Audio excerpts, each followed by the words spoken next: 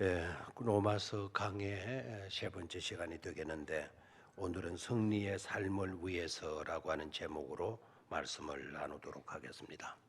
다 같이 한번 승리의 삶을 위하여 따라하시길 바랍니다. 시작. 승리의 삶을 위하여. 아멘. 저녁 예배 이렇게 나오니까 좋죠, 그죠? 저녁 예배 나오니까 좋죠, 그죠? 예. 오늘 날씨가 좀 후덥지근하고 습기가 좀 높고 그래서 나른한 점도 있겠지만 우리가 저녁에 이렇게 모여서 예배하게 되니까 얼마나 좋은지 몰라요. 코로나로 인하여서 좋은 반응도 있고 안 좋은 반응도 있죠. 긍정적인 요소도 있고 부정적인 요소도 있어요. 부정적인 요소는 그간에 너무 편하게 집에서 영상으로 예배를 드리다 보니까 게을러졌다라는 거.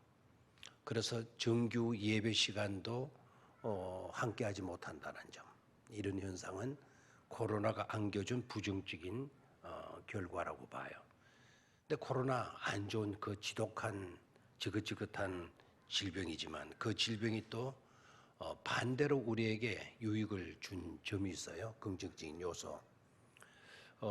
그렇게 예배를 드리다 보니까 이건 아니다. 우리가 그간에 함께 모여서 예배했던 일들이 얼마나 소중했는가라는 것을 깨닫게 만들어줬다라는 거. 성도들의 얼굴을 우리가 서로 이렇게 뵙게 되어졌다라는 거. 그게 얼마나 귀했다라는 것을 깨닫게 만들어준 점이에요. 또 오늘 여러분 전심을 어떻게 해결하셨는지 모르지만 늘 교회 오게 되면 예배 드리고 난 뒤에 전심을 이렇게 치사부에서 제공을 해 주었잖아요. 늘 먹던 음식인지라 늘 먹는 줄만 알았죠. 오늘같이 이제 지난주와 오늘같이 이렇게 전심이 없고 달리다금 팀들, 찬양 팀들, 찬양 연습 마치고 배도 많이 고플 텐데 그냥 뿔뿔이 집으로 흩어져 돌아가는 모습들 참 안 좋아서요, 그죠? 그래서 5월 마지막 주 오후 예배가 있는 주부터 다시 치사부가 전심을 하게 된대요. 그 한 끼 우리가 교회에서 먹는 그 식사 시간 참으로 소중했다. 어느 자리에서 식사를 하는 것보다도 성도들이 함께 모여서 식사를 함께 나누었다는 것, 이게 너무 고귀한 식사였구나 하는 것도 깨닫게 해 주었다는 점이에요. 이런 것들은 긍정적인 요소가 아닐 수가 없죠. 여러분, 세상이 발전되고 과학이 발전되고 문화가 발전되고 문명이 발달되어지면 그만큼 좋은 점들이 많이 있잖아요. 그렇죠? 문화가 발달이 되어지고 경제가 개발이 되어져서 경제 사는 수준들이 굉장히 높아지고 이렇게 돼서 편해진 거 굉장히 많아요. 그러나 현대 발달된 문화와 문명이 꼭 긍정적인 요소만을 안겨준 것은 아니거든요. 그 좋은 발전, 발달 속에서도 부정적인 요소가 있죠. 가령 예를 들게 되면요, 우리는 간단하게 끼니를 해결할 수 있는 라면이라든지 일회용 도시락이라든지 음식들, 일회용 과자라든지 쉽게 먹을 수 있는 그런 음식들을 얻었어요. 이 과학의 발달 때문에 그렇죠. 그러나 현대 문화와 문명이 발달된 그 속에서도 부정적인 요소가 있죠. 그 부정적인 요소는 소중한 것들을 잃어버리게 되어졌다는 점이에요. 라면은 우리가 얻었지만 누룽지를 잃어가고 있어요. 그렇죠? 라면은 5분이면 빠르르 해서 끓여서 먹을 수가 있지만 누룽지는 그렇게 생기는 게 아니거든요. 가마솥에 밥을 안치고 불을 떼고 그리고 밥을 먹고 그리고 푸근한 뒤에 거기에 눌어붙은 것을 말려두었다가 거기에 물을 부어서 다시 끓이는 게 누룽지잖아요. 누룽지 같은 그 구수한 것은 잃어버렸어요. 문화가 발달되고 문명이 발달되게 되면 긍정적인 요소도 있지만 그와 같은 부정적인 요소가 있다. 또 코로나 같은 안 좋은 것 속에서도 부정적인 요소가 크지만 그 속에서도 긍정적인 요소가 있는 것임을 보게 돼요. 우리가 로마서를 이제 수요일 저녁에도 보게 되고 그리고 주일 저녁에도 로마서를 보게 되는데 그 주일 저녁에는 지금 우리가 몇 장을 보고 있는 거 아니까 8장을 보고 있죠, 그죠? 8장 끝부분에서 지금 거꾸로 올라오고 있어요. 수요일 저녁에 로마서는 5장을 우리가 읽고 있어요. 5장과 8장을 주일과 그리고 수요일 저녁에 읽고 있는데 오늘 저녁에는 승리의 삶을 위해서라는 제목으로 로마서 8장 앞부분을 이제 올라와서 보도록 그렇게 하겠습니다. 자, 로마서 8장에서 앞부분에서는 세 가지 주제를 볼 수 있어요. 세 가지 주제. 첫 번째는 정죄가 없다. 정죄라고 하는 단어에 초점을 맞추시기를 바라고, 두 번째로는 해방되었다. 해방이라고 하는 단어에다가 초점을 맞추시면 되겠어요. 세 번째는 중심 단어가 뭐인고 하니까 이양입니다. 이양. 우리의 신분이 이랬다가 이렇게 달라지는 것을 말하게 돼요. 그래서 로마서 8장 앞부분 8장 1절에서 몇 절까지 읽었어요? 17절까지 읽었는데 이 17절까지의 중심 단어 세 가지가 뭐라고 그러나요? 첫 번째는 정죄가 없다. 정죄라는 단어. 두 번째는 해방되었다. 죄와 사망의 법에서 해방되었다. 다시 한번 죄와 사망의 법에서 뭐 했다? 해방되었다. 그 말은 무슨 말인가 하니까 율법에서 우리는 해방되었다. 죄의 법이 율법이거든요. 사망의 법이 율법이거든요. 죄의 싹은 바로 뭡니까? 사망이거든요. 그래서 죄와 그다음에 그 죽음의 율법 거기에서 우리는 뭐 해됐다? 해방되었다. 죄와 사망의 법에서 우리는 해방되었다. 그게 중심 두 번째 단어예요. 세 번째 중심 단어는 뭐인가 하니까 이양, 신분 이양입니다. 신분 이양. 어떻게 우리의 신분이 이양되어졌나? 이걸 가리켜서 우리는 양자의 신분으로 변화되었다라는 말을 해요. 여러분 양자 알죠? 양자. 우리나라의 양자의 개념하고 로마 시대 때의 양자의 개념은 같지를 않습니다.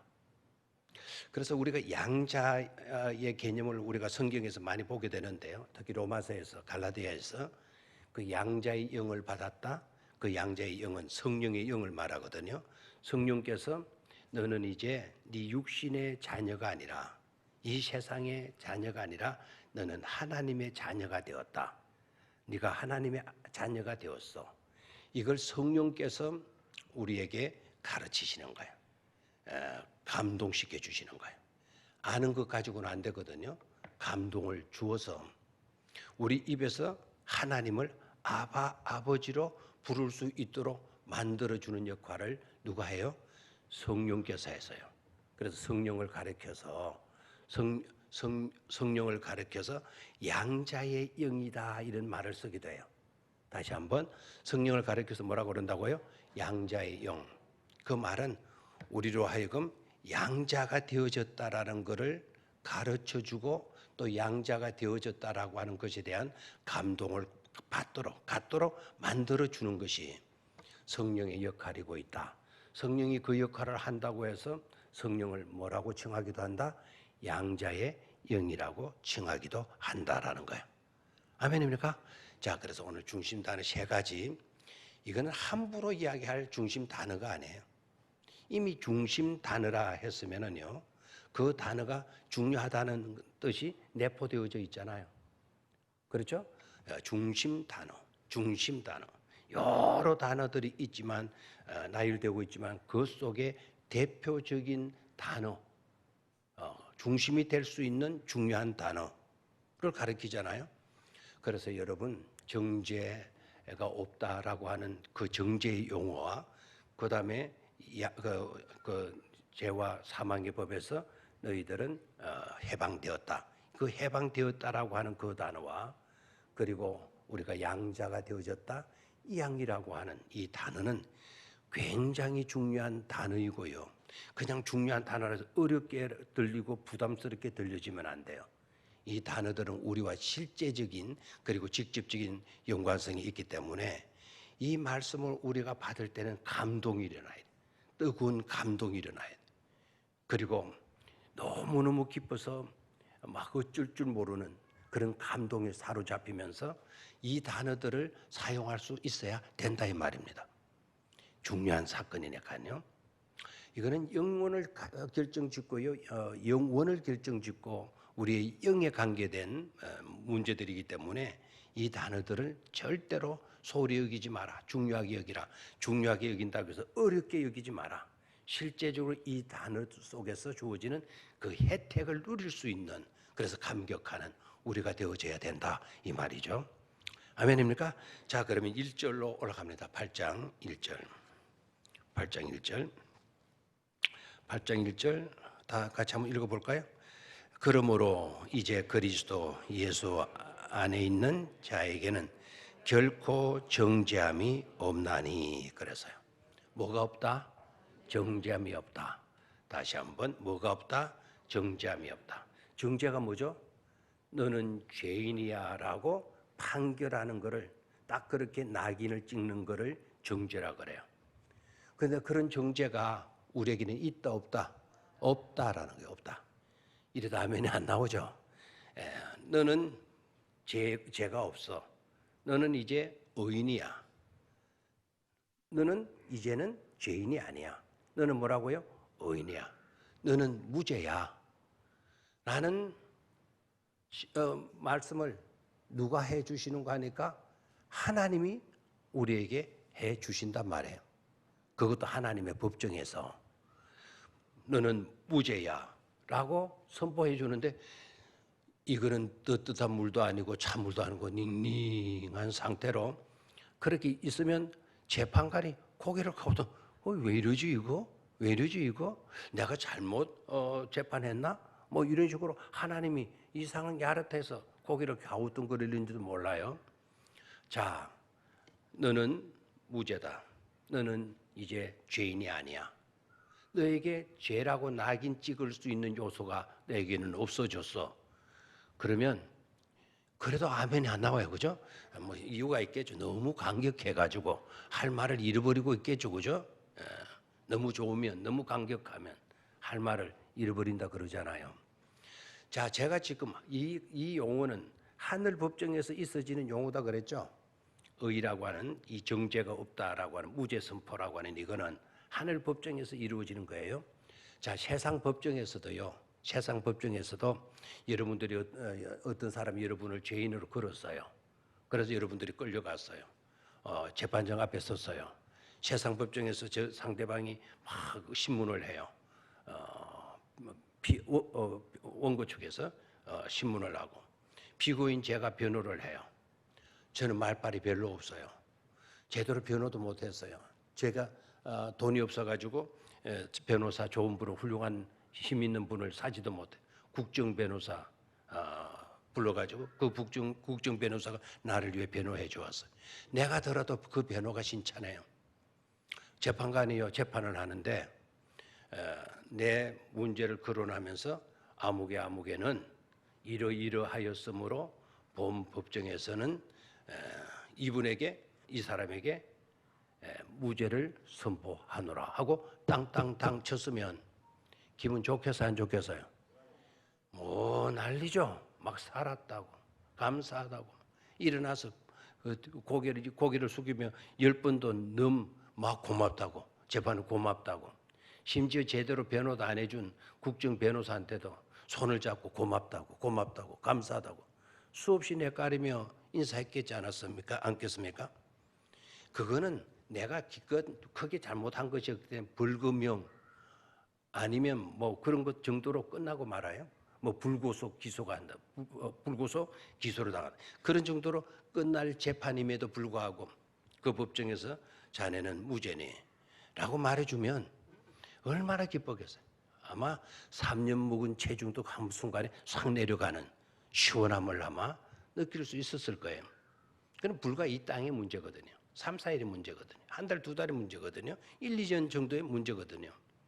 이거는 영혼을 결정짓는 문제에서 너는 무죄야. 너에게 죄라고 하는 낙인찍일 만한 것이 없어. 너는 정죄함이 없어. 너는 정죄함이 없어. 이렇게 선고해 주실 때 얼마나 여러분 우리가 기쁘고 감격하겠어요? 아마 가슴이 터질 것 같은 그런 기쁨과 행복을 느끼게 되어질 줄로 믿습니다.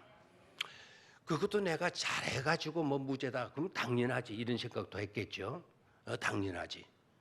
내가 뭐 죄 지은 거 없으니까 당연하지 뭐. 뭐 내가 죄 지은 거 없으니까 무죄 마땅하잖아. 뭐 이런 것도 아니잖아요. 내가 봐도 죄인인데, 누가 봐도 죄인. 그것도 한두 가지 죄가 아닌데. 80평생을 살아오면서 지은 거는 죄밖에 없는 것 같은데. 그런데 내가 하나님 법정에 떡 섰는데 하나님께서 나에게 너는 무죄야. 너에게는 정죄할 게 없네. 너는 무죄야. 이렇게 선포해 준다고 한다면 이거야말로 심장이 터질 것 같은 감격으로 충만하지 않겠습니까? 그래서 첫 번째, 그러므로 이제 그리스도 예수 안에 있는 자에게는 결코 마음이 없나니 정죄함이 없나니 그 지긋지긋한 정죄의 문제가 여기에서 해결이 되어지는 거예요. 그런데 명심하십시오. 어떻게 우리가 죄 많은 우리가 지은 것 죄밖에 없는 것 같은데 그 죄의 문제에서 정죄가 없나니라고 하는 의롭다라고 하는 이런 재판을 받을 수가 있게 되었나? 그 비결이 뭔가? 그 하나를 꼭 짚으셔야 돼요. 우리가 착해서가 아니다. 지은 죄가 적기 때문도 아니다. 지은 죄가 뭐 별로 중요한 죄가 아니어서 그랬다. 그런 게 아니거든요. 그런즉 누구든지 고단 말을 여러분 절대로 놓치면 안 돼요. 그런즉 누구든지 누구 안에 있으면 예수 안에 있으면 그랬어요. 예수 안에 있으면 예수 안에 우리가 이렇게 존재하고 있다라는 거 이게 엄청난 축복이고 특권이고 하다라는 것을 여러분 잊지 마시기를 축원합니다. 예수 안에 있다라는 것. 누구든지 그리스도 안에 있는 자에게는 결코 정죄함이 없나니. 자, 그리스도 안에 있는 자에게는 세 번 합니다. 그리스도 안에 있는 자에게 그리스도 예수 안에 있는 자에게 시작. 그리스도 예수 안에 있는 자에게는 그리스도 예수 안에 있는 자에게는 그리스도 예수 안에 있는 자에게는 아멘. 그리스도 예수 안에 있다라는 이것이 얼마나 축복된 일인가를 깨닫게 되기를 주의 이름으로 축원합니다. 그리스도 예수 안에 있다라고 하는 이 말, 그리스도 예수 안에 있다라고 하는 이 말은 그것도 무슨 의미입니까? 그리스도 예수 안에 있다라고 하는 이 말이 어떤 의미를 갖는 것인가? 여러분 예수 그리스도 안에 여러분 있습니까? 그걸 어떻게 알아요? 예수 그리스도 안에 있다라는 거 저는 모른다면 여러분 자신은 분명히 밝힐 수가 있나요? 어떻게 여러분 예수 그리스도 안에 있죠? 믿음으로. 그게 믿는 거예요. 내가 예수님을 믿습니다 하는 그것은 내 의지로만 행해지는 어떤 행위라고 생각하면 안 돼요. 내가 믿습니다라고 하는 그 말 속에 들어있는 의미가 굉장히 중요한 거예요. 그 믿음이라는 게 뭐죠? 간단하게 이것도 너무 간단하게 하게 되면 부차적인 설명들을 놓치게 되면 이게 또 안 될 것 같아요. 그래서 그러나 짜고 해서 핵심적인 것으로 믿음을 정의한다면 믿음은 모셔드리는 것이고 믿음은 위탁하는 것이다. 다시 한번 믿음은 뭐라고요? 모셔드리는 것이고 그리고 내 모든 것을 위탁하는 것, 내어 맡기는 것이다. 그게 바로 뭐죠? 믿음이다라는 거예요. 여러분 그렇게 했습니까? 여러분 예수 그리스도를 여러분의 구주로 모셔드렸습니까? 영접하여 드림, 모셔드리는 거예요. 모셔드리는 것으로 끝나면 안 됩니다. 모셔드렸다면 지금부터 여러분들의 삶의 모든 문제를, 주권을, 마스터키를, 내 인생의 삶의 마스터키를 누구에게 맡겨드리는 거죠? 예수 그리스도께 맡겨드리는 거. 그게 바로 뭐라고요? 믿음입니다. 믿음. 그래서 누구든지 예수 그리스도 안에 있는 자에게는 결코 정죄함이 없나니, 즉 믿음으로 예수님을 영접하고 예수님께 삶의 모든 길을 맡긴 사람에게는 결코 뭐가 없나니? 정죄함이 없나니. 그게 믿음이에요. 그게 그리스도 안에 있는 자에게 주어지는 특권입니다. 그리고 누구든지 그리스도 예수 안에 있는 자에게는 그랬는데요. 그 말이 갖는 두 번째 의미가 바로 뭔가 하니까, 그리스도 예수 안에 있다, 예수님을 나의 구주로 영접했고 그 예수님께 내 모든 것을 내어 맡겼다, 그 자체가 갖는 두 번째 의미가 바로 뭔가 하니까 하나님의 사랑 안에 있다라는 거예요. 하나님의 사랑 안에 있다. 자, 믿음, 하나님의 사랑 안에 있다라고 하는 이것은 하나님의 사랑받는 자녀이고 있다라는 거예요. 영접하는 자, 곧 그 아들의 이름을 믿는 자에게는 뭐라 그랬어요? 하나님의 자녀가 되는 권세를 주셨다라고 말씀을 하셨잖아요. 아까 믿음이라는 것은 모셔드리고 위탁하는 거다. 그 믿음이라는 것은 또 뭐냐? 하나님의 자녀됨의 권세를 우리가 부여받는 거예요. 하나님의 자녀됨의 권세를 우리가 부여받았다. 그것은 하나님의 사랑 가운데 살아가고 있는 우리다, 이 말입니다. 아멘입니까? 하나님의 사랑 가운데 살아가는 우리. 하나님이 사랑하는 우리를 지옥에다가 던지겠어요? 하나님이 사랑하는 우리를 감방에다 쳐놓고 무기징역으로 살아봐라 이렇게 하시겠어요? 하나님은 그러시지 않아요. 차라리 독생자 예수 그리스도에게는 그와 같은 형벌을 주었다 할지라도 저와 여러분들에게는 그런 형벌을 제하여 주셨다는 사실이에요. 하나님의 자녀됨의 권세를 안겨주시면서. 또 하나, 누구든지 그리스도 예수 안에 있으면 결코 정죄함이 없나니 라고 하는 여기에서 그리스도 예수 안에 있는 자에게는, 그리스도 예수 안에 있는 자에게는, 이 말은 in Christ Jesus, in Jesus Christ, in이라고 하는 단어가 강조가 돼요. 사도 바울은요, 이 단어가 나오면 사도 바울의 표현을 보면, 사도 바울의 글들을 보게 되면 사도 바울의 가슴은 녹았던 사람이에요. 그래서 사도 바울의 신학을 이해하려고 하면은, 사도 바울의 신학을 이해하려고 하면은 뭐 이신덕이다, 이신청이다라고 하는 신학도 굉장히 탁월한 것이지만, 사도 바울의 신학을 이해하려고 하면 en Christos, en Christo, in Christ, 그거를 놓치면 사도 바울을 이해할 수가 없다. 그래서 사도 바울은 그저 그리스도 안에, 그저 예수 안에, 그저 예수 그리스도 안에, 안에 하니까 와이프로 알아두면 안 돼. 그 안에는 가운데, 소속을 의미해요. 누구든지 그리스도 예수 안에 있는 자에게는, 누구든지 예수 그리스도께 소속된 사람에게는 결코 뭐가 없나니? 정죄함이 없나니. 여러분은 그리스도께 속하여 있는 줄로 믿습니까? 우리 교회도 누구께 속하여져 있는 거죠? 예수께, 그리스도께 속하여져 있는 그런 우리 교회고 있잖아요. 이 얼마나 축복인가를 우리는 깨달아야 돼요. 그래서 첫 번째 단어는 뭐라고요? 첫 번째 단어는 정죄가 없다. 자, 그것도 그냥 정죄가 없다가 아니고 뭐라고 그러나요? 앞에 단어 강조 부사가 있죠. 결코. 다시 한번, 그냥 정죄함이 없나니가 아니고 뭐죠? 결코 절대로 그런 일은 없을 것이다 라고 강조해 주셔요. 자, 하나님의 말씀을 읽으시면서 여러분 이상한 점 발견하지 못하십니까? 하나님은 강조법을 쓸 필요가 있어요, 없어요? 없어요. 자, 여기에 이게 금덩어리라고 합시다. 이게 순금, 완전히 순금 금덩어리예요. 자, 이것은 금입니다 라는 말 외에 다른 말이 필요할까요, 안 할까요? 필요 안 해요. 왜요? 그냥 순금이니까. 근데 이게 좀 가짜 배기가 섞였어. 근데 이제 이거를 이제 좀 부풀리게 이제 남에게 호감을 줘야 되잖아요. 이건 말이야, 이거 내가 알아봤는데, 서울의 쪽에서도 막 판정하는 데 가가지고는 알아봤는데 이게 99.999%의 금이래. 그런 말을 했으면 그거는 뭐라고요? 가짜 백일 수가 있다 이 말입니다. 옛날에 지금은 이제 그런 것이 많이 없어졌지만 우리 고등학교, 중학교 다닐 때에는 서울대학교 하면 뿅 갔어요.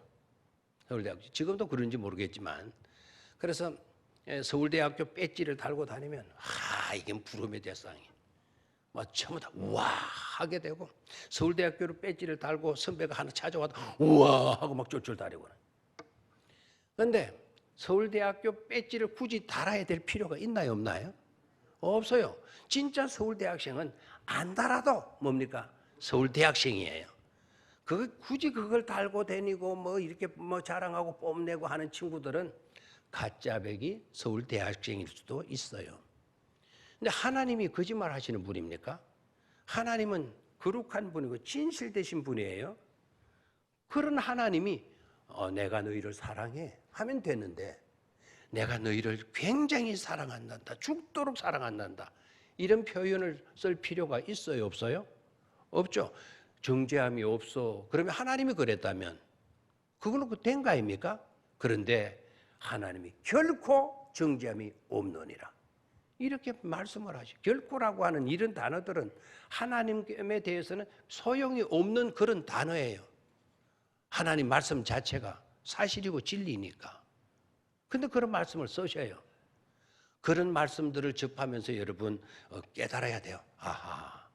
하나님은 우리를 이토록 자상하게 사랑하시고 계시는구나. 섬세하게 사랑하시고 계시는구나. 하나님은 그냥 정죄함이 없느니라 라고 말씀하셔도 되지만 그 중요한 사실을 우리가 놓칠까 봐, 그걸 잊을까 봐, 제대로 깨닫지 못할까 봐, 그 중요성을 깨닫지 못할까 봐 어떤 용어까지 쓰셨다? 결코라고 하는 용어까지 쓰시면서 말씀해 주신 분이시다라는 거예요. 그래서 성경을 제대로 읽고 하나님의 말씀에 대한 이해를, 깨달음을 갖게 되면 그 단어 하나하나에 대해서도 여러분 가슴 뭉클한 하나님의 섬세한 손길을 느낄 수가 있게 되는 것입니다. 그런 축복도 받으실 수 있게 되기를 축원합니다. 그래서 성경을 읽을 때 그래도 달고 오묘한 말씀, 그 찬송이 그냥 나온 찬송들이 아닌 것임을 깨달아야 돼요. 결코 정죄함이 없느니라. 하나님은 결코라는 단어를 쓰실 필요가 없는데 이렇게 결코라고 하는 단어를 쓰신 건 바로 우리 때문이구나. 미련한 나 때문이구나. 제대로 반응하지 못하고 이해하지 못하고 깨닫지 못하고 진짜를 진짜인 줄 모르고 있는 나를 깨우치기 위해서 사용하신 단어구나. 결코라고 하는 단어 하나를 통해서도 우리는 은혜를 받을 수가 있는 줄로 믿습니다. 자, 그럼 2절로 넘어가요. 이제 2절 시작.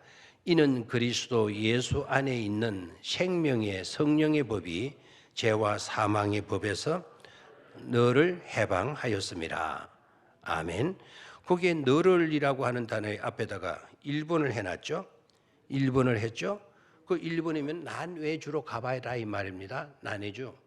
성경 구절 바깥에 있는 설명을 보라는 거예요. 1번 해가지고 밑으로 내려가 보니까 뭐라고 됐나요? 어떤 사본에 나를 그랬잖아요. 재밌다, 그죠? 나면 재미있나 또? 예.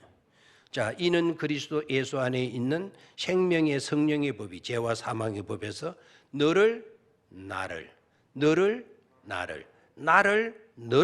뭐하였습니다? 해방하였습니다. 이렇게 번역이 가능해요. 어떤 사본에서는 나를, 어떤 사본에서는 너를. 저는 이 두 사본을 합쳐버리면 더 좋지 않느냐? 그럼 나도 너도 우리 모두를 다 뭐 했다는 거죠? 해방하여 주셨다라는 것이죠. 자, 여기에서 두 번째 중요한 단어가 뭐라고 하나요? 해방입니다. 어디에서 해방되었다고요? 죄와 사망의 법에서 해방되었다. 그냥 해방되었습니까? 누가, 무엇이 우리를 죄와 사망의 법에서 해방시켜 주셨나요? 성령이죠, 그죠? 앞에 봐요. 생명의 성령의 법이, 다시 뭐가 사망의 법에서 우리를 해방시켜 주었다고요? 생명의 성령의 법이, 다시 한번 어떤 법이? 성령의 법이. 성령의 법은 곧 생명의 법이라는 거예요.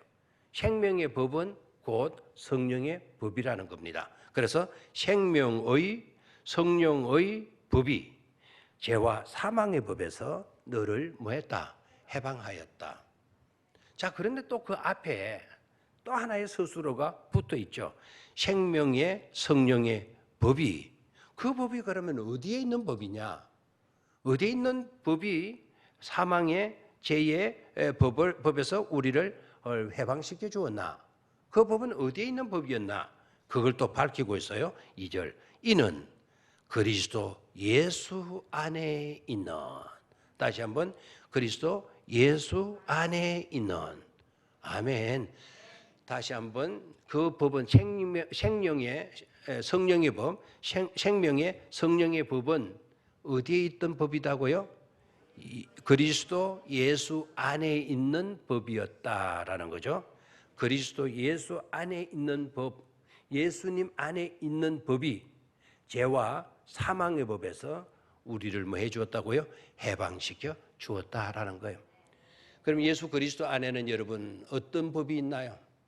예수 그리스도 안에는 어떤 법이 있나요? 예수 그리스도 안에는 어떤 법이 있어요? 생명의 성령의 법이 예수님 안에 있는 거예요. 자, 그러면 생명과 성령은 어떤 관계가 있는가? 성령의 역사 속에는 살리는 역사예요. 성령의 역사는 무슨 역사? 살리는 역사예요. 그러니까 성령은 살리는 역사니까 생명의 역사죠. 생명의 영이죠. 그래서 생명의 성령의 영이 죄와 사망의 법에서 우리를 해방시켜 주셨다라는 거예요. 예수님 안에는 여러분 생명이 있는 줄로 믿습니까? 그 생명은 죽을 생명이 아니에요. 영원히 살 생명이 있어요. 예수님 안에 생명의 성령의 법이 있는 줄로 믿습니까? 여러분 잘 보십시오. 가늠하다가 끌려온 여인이 있죠. 가늠하다 끌려온 여인의 이야기가 요한복음 몇 장인 줄 아세요? 요한복음 8장이죠. 요한복음 8장에 가늠하다 끌려온 여인이 있어요. 그 여인이 죄 지은 게 너무너무 고민이 되고 아파서 예수님께 나와서 회개하기 위해서 나온 게 아니에요. 그 잘못된 여자를 사람들이 끌고 왔죠. 자, 그 여인을 벌 주기 위해서 끌고 왔을까요? 아니면 예수님을 걸고 넘어뜨리기 위해서 그렇게 했을까요? 그 여인에게 벌 주라는 걸 어떤 벌을 줘야 될지 몰라가지고 예수님께 끌고 온 게 아니었어요. 그 사건을 계기로 해가지고 예수를 넘어뜨리려고, 예수를 시험하고 넘어뜨리려고 그 짓을 하는 거예요. 그럼 예수님이 그걸 알까요? 모를까요? 알죠. 알죠. 선생아, 내가 듣자니 너는 사랑을 강조한다며, 너는 사랑을 가르치고 있다며. 자, 그렇다면 여기에 현장에서 이런 짓을 하다가 잡혀가지고 끌고 왔는데 이 여자를 어떻게 하면 좋겠나? 자, 거기까지는 몰라가지고 물을 수 있겠다 싶는데 그러면서 하는 말이 아주 기똥차요. 그 기똥차다는 거는 아주 좋은 말이라서 기똥차다는 게 아니고, 우리가 가지고 있는 율법에는 이런 자는 돌로 쳐 죽여라고 되어 있는데, 요게 미치게 만드는 거죠. 돌로 쳐 죽이라고 되어져 있는데 예수 사랑을 가르친다는 너는 이 여자를 어떻게 해야 된다고 생각하냐? 우리에게 말해달라. 예수님이 아주 애매한 질문을 받으셨죠. 자, 이 여자를 용서해 주라, 이 여자에게 죄가 없다라고 말하면 뭐에 걸리는 거죠? 율법에 걸리게 되는 거예요. 그럼 율법에 걸리는 죄가 있으니까 죄 지은 대로 처벌해. 그리고 이 여자를 벌 주어서 죽이면 될 거 아니야? 이런 식으로 해버렸다면 예수 안에 생명의 성령의 법이 걸리는 거예요. 예수님은 죽을 자도 뭐 해주시는 거죠? 살려주시는 데 있어요. 예수님의 오심의 목적이 죽을 자, 길 잃어버린 양, 그런 양들을 찾고 그런 양들을 구원시켜 주시기 위해서 오셨는데 죽이라, 법대로 죽이라 그래버리면은 예수님이 오실 필요가 없죠. 이미 그 법은 벌써부터 모세 때부터 주어져 있었는데요. 그 법대로 해 이러면 안 되겠잖아요. 그렇죠? 근데 놀랍게 보십시오. 예수님의 대답이 뭐였는가 하니까 쉽게 대답을 안 하셨다 그랬어요. 그것도 땅에다가 뭐를 쓰시고 글을 쓰시고.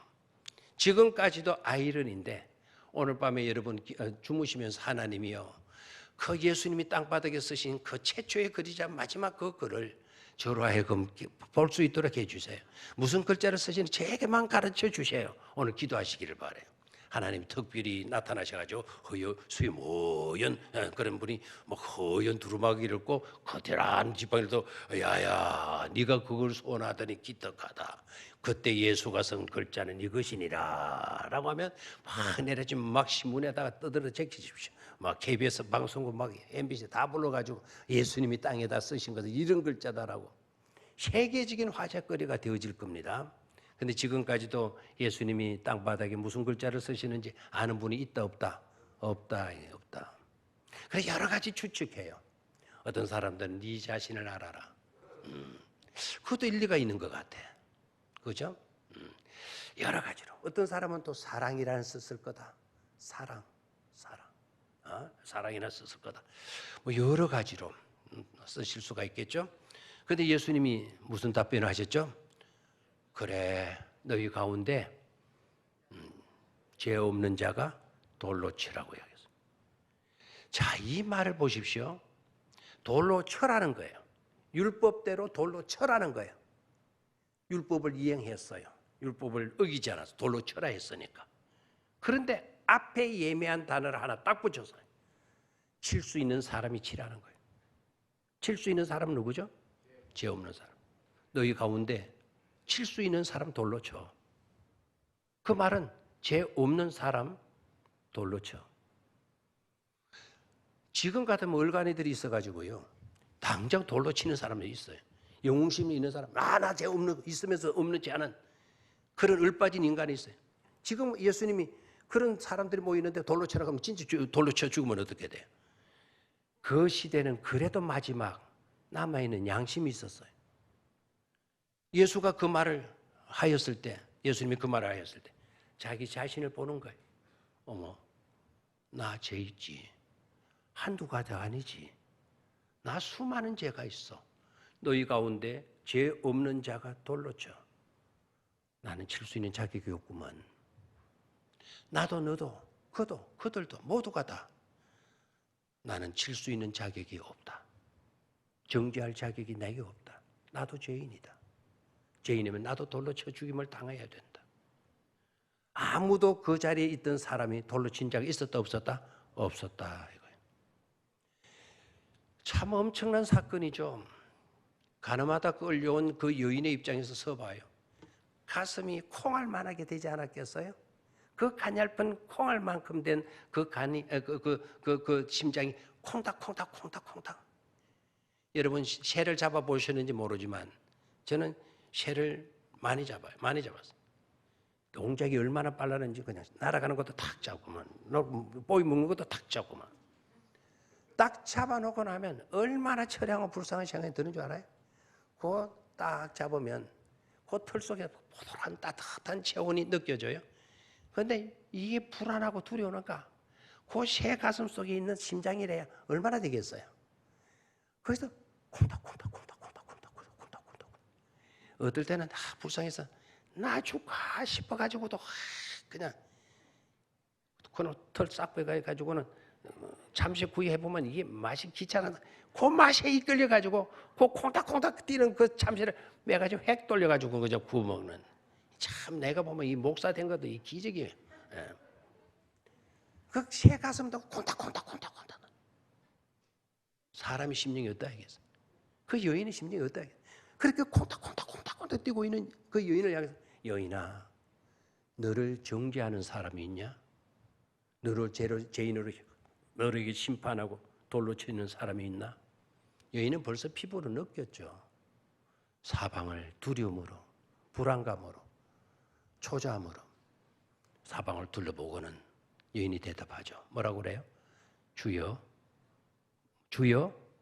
없나이다. 그래서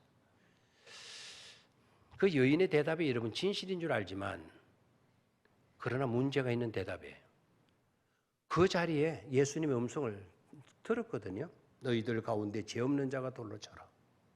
그럼 다들 죄 있는 것을 알고 사람들이 돌아갔어요. 그럼 여인아, 너를 정죄한 자가 있냐라고 물었을 때 여인은 어떻게 대답해야 돼요? 예, 있나이다. 이렇게 나와야 되잖아요. 왜요? 죄 없는 분이 누구 있어요? 예수님이 죄 없는 분으로 계시잖아요. 예수님, 당신은 죄가 없으므로 나를 벌 줄 수가 있습니다. 나를 재판하실 수가 있습니다. 이렇게 대답해야 정답인데 이 여인의 대답, 주여 없나이다. 주여 없나이다. 여러분이 지금 아무리 연기를 잘한다 하더라도 여러분 주여 없나이다라고 하는 그 말을 그 여인처럼 할 수 있다고 생각해요? 우리는 못해요. 왜 못한 줄 아시죠? 그 여인의 입장에 우리가 공감해서 서 있지를 못하기 때문에 안 되는 거예요. 주여 없나이다. 어떻게 해다 하더라도 안 되는 거예요. 그 여인의 입장에서 입에서 나오는 말은 흉내조차도 못해요. 그런데 그 여인이 떨리는 목소리로 없나이다 그랬어요. 우리 주님이 대답하시기를 여인아, 네 대답이 틀렸다. 없기는 뭐가 없어. 여기 내가 있잖아. 딱 해야 되는데 우리 주님 얼마나 교육 방법이 탁월한지 아세요? 오늘 스승의 주일인데요. 우리 주님의 교육 방법을 여러분 터득하셔야 돼요. 우리 주님이 얼마나 탁월한 선생님이셨다는 것을 딱 보십시오. 그래, 나도 너를 정죄하지 아니하노니 가서 다시는 뭐를 하지 말아라? 죄를 짓지 말아라. 나도 너를 뭐 하지 않는다? 정죄하지 않는다. 그 말은 네 대답이 틀렸다라는 간접적인 우회적인 답변일 수도 있죠. 그렇죠? 의인이 없나이다 그랬어요. 그런데 예수님은 나도 너를 정죄하지 아니하노니. 그러면 예수님은 정죄하실 수 있다라는 것을 명시하셨죠. 이게 예수님의 교육 방법이에요. 너 틀렸어. 너 잘못됐어. 정답은 이거야. 예수님 그렇게 말씀하지 않아요. 여인이 없나이다. 나도 너를 정죄하지 아니하노니. 가서 다시는 죄를 짓지 마. 주님의 교육 방법에 녹아떨어지지 아니할 제자들이 있겠어요? 그래서 예수님이 이 땅에 오셔서 가르치실 때 성경 기록자들은 이렇게 말씀을 기록을 해요. 그가 가르치는 것은 이 세상 그 누구도 가르치는 것과 달랐다라고 말씀을 하게 되는 거예요. 그만큼 탁월한 교육 방법이었다라는 것을 말씀해 주고 있죠. 자, 거기에서 깨달아야 될 중요한 거 있어요. 예수님은 심판하실 수 있는 분이시지만 생명의 성령의 법으로 죄와 사망의 법을 뭐 했어요? 법에서 우리를 뭐 해주었다? 해방시켜 주셨다라는 거예요. 예수님은 말씀만 그렇게 하시고 실제적인 상황에서 심판하시고 벌 주고 그런 하나님이 아니셨다라는 것이죠. 아멘. 그래서 생명의 성령의 법이 죄와 사망의 법보다 아래다 위다. 아래다 위다. 어느 것이 위의 상위법입니까? 하위법이 아무리 있다 하더라도 상위법이 아니다 그러면 하위법은 소용이 없죠. 여러분 지방법원에서 사형 선고를 받았어요. 그런데 대법원에 올라갔어요. 대법원에 가서 여러분들에게 무죄 그러면은 여러분 사형 받습니까? 석방됩니까? 왜 그래요? 하위법에는 사형을 내렸는데요. 상위법이 우선인 거예요. 예수 그리스도의 법이 생명의 성령의 법이 죄와 사망의 법보다 상위법이라 이 말입니다. 바로 그와 같은 법에서 상위법이 우리를 뭐 해주셨어요? 해방시켜 주셨다라는 것이죠. 자, 마지막 세 번째로 조금만 하고 마칠게요. 신분이양이라 그랬죠. 무슨 이양? 신분이양이라 그랬습니다. 신분이양. 이 말은 부모의 자식으로 있던 육신의 자식으로 있던 내가 이제는 하나님의 양자가 되는 거예요. 누구의 양자가 된다? 하나님의 양자가 되는 거예요. 그것을 가능하도록 만들어 주신 분이 성령이에요. 그래서 성령을 뭐는 양자의 영이다라고 한다고 아까 서론 부분에서 말씀을 드렸죠. 성령을 다른 말은 무슨 영이다? 양자의 영이다. 왜 양자의 영이냐? 육신의 자녀로 있던 우리들을 누구의 자녀 되게 했다? 하나님의 자녀가 되도록 하나님의 양자가 되어지도록 역할을 하신 분이 누구다? 성령이다. 그래서 성령을 뭐라고도 한다? 양자의 영이라고도 한다라는 거예요. 양자의 영. 자, 그러면 오늘 시간이 없으니 여기 조금 하고 마치겠는데요. 이때 당시가 어느 시대인고 하니까 로마 시대거든요. 로마 시대. 사도 바울이 로마서를 썼다라는 것은 이미 거기에서 밝혀지고 있잖아요. 로마서는 로마 시민들을 향하여, 로마의 흩어져 믿음을 지키고 있는 그리스도를 향하여 사도 바울이 편지를 쓴 거예요. 그게 바로 로마서인데요. 이때 당시에 양자라고 하게 되면, 이때 당시에 양자는 놀라운 특권을 가지게 돼요. 뭐를 가지게 된다? 특권을 가지게 된다라는 거예요. 우리나라의 양자 개념하고 로마 시대의 양자 개념은 차이가 있어요. 차이가. 로마 시대의 양자의 개념은 어떻게 되는가 하니까 그 친자녀보다도 양자로 들어온 아들에게 더 많은 혜택을 주어요. 친자식보다도 양자에게 더 많은 뭐를 준다? 특권을 줘요. 자기가 낳은 자식보다도 더 귀하게 여겨준다는 거예요. 양자가. 그러니까 로마 시대 때 양자가 되어진다라는 것은 가기 싫은데 우리 집이 어려워서 그래서 그 집으로 양식 있는 그 집으로 내가 양자 가는 정도가 그런 정도가 아니라는 거죠. 그 집에 아주 자기가 낳은 자식보다 더 귀한 존재로 우리가 양자로 가게 된다는 거예요. 자, 그리고 양자로 가게 되게 되면은요, 당장 그 양부모께서 양자로 온 그 아들을 위해서 특별 가정교사를 들여준다라는 거예요. 무슨 교사? 가정교사를 붙여준다라는 거예요. 그럼 그 가정교사가 와서 가르쳐야 할 일이 바로 뭔가 하니까 너의 부모가 될 분들은 이런 분이다. 너가 부모, 아버지라고 어머니라고 부르게 될 분들은 바로 이런 분이다. 그거를 가르쳐 주는 거예요.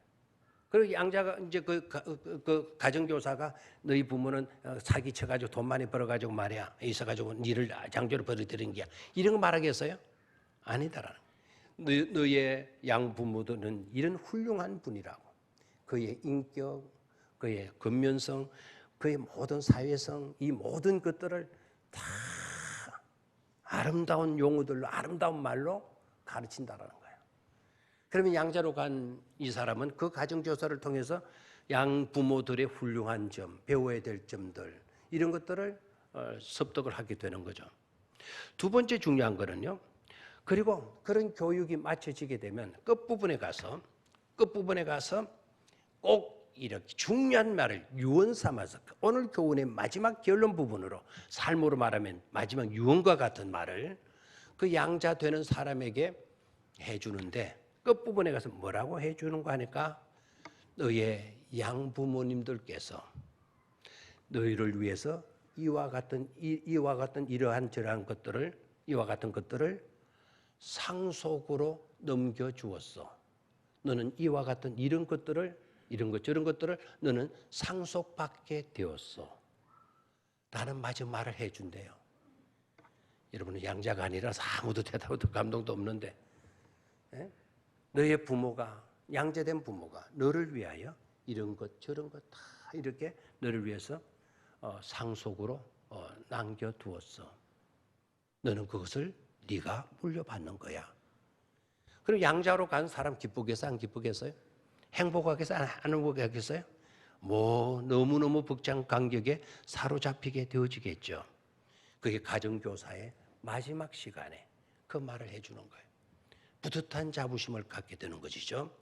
자, 오늘 그런 배경을 깔고 성령께서 우리로 하여금 하나님의 양자됨을 선포해 주시고 계셔요. 우리는 신분이 이양되었다.